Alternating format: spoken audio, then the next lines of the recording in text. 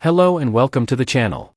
In today's video, I'll be guiding you on how to download StumbleGuys on your PC. But before we continue, check the description for links to gaming mouse and keyboard options if you're interested. Now, let's get started. First, make sure you have Steam installed on your computer. Steam is a popular platform that allows you to download and play a wide range of games.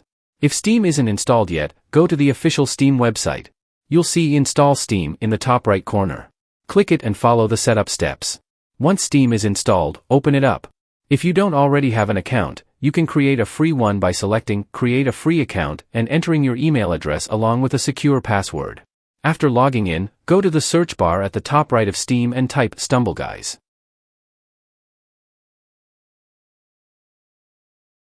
You'll see the game pop up in the search results.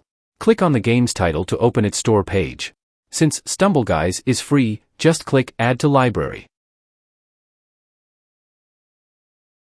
Next, head over to your Library tab where you'll see StumbleGuys listed.